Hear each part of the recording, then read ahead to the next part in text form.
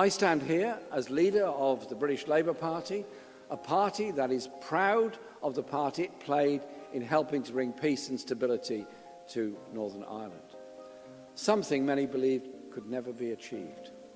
The transformation we've seen in Belfast alone since 1998 is remarkable. I visited the city many times long before today's speech became a reality, and have witnessed a very visible and cultural transformation that's taken place.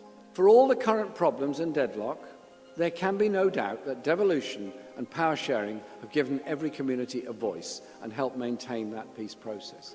Of course, there are still plenty of disagreements, passionate debates and high emotions, but the Good Friday Agreement has allowed those conflicts to be played out in a democratic structure, underpinned by rights for all, rather than through violence. So I want to send this message to the people. Labour is as committed to the Good Friday Agreement as we have ever been. It has served us well for 20 years, with commitment and determination will provide us with a framework for the next 20. And with that in mind, I want to make a plea to all parties and all sides. We must do all we can to make power sharing work again in Stormont. We need all sides to come together and make devolution work again. That means tough choices.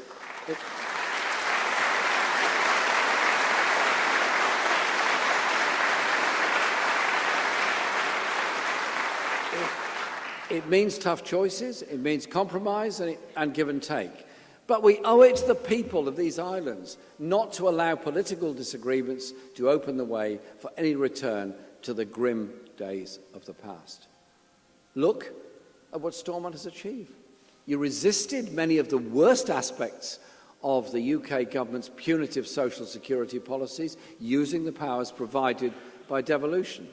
There is so much more that could be achieved, from a full-scale upgrade of the Northern Ireland economy and investment in good jobs for all communities to the historic step of equal marriage.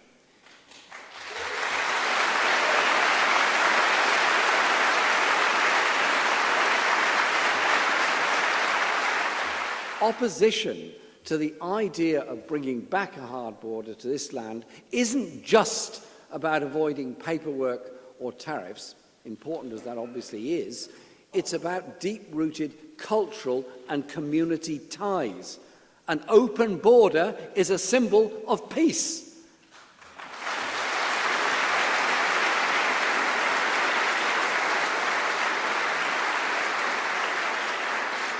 Two communities living and working together after years of conflict. Communities who no longer feel that their traditions are under threat. Theresa May has a hard decision to make. People here need clarity. If she can't face down the reckless ideologues in her own party, Labour will give Parliament the opportunity to do it instead. We will protect peace and prosperity by preventing the return of a hard border on this island.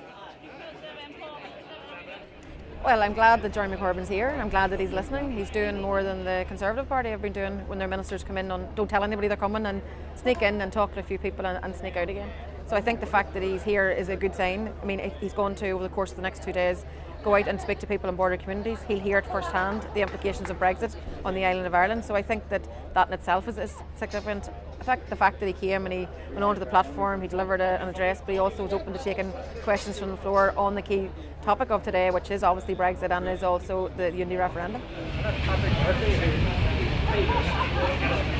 Our interest is making sure that we achieve special status, that there's uniqueness here on the island of Ireland, and that we want to stay in the customs union and the single market. We need to protect the Good Friday Agreement in all of its parts. We need to protect the relationship north-south, but also the relationship east-west.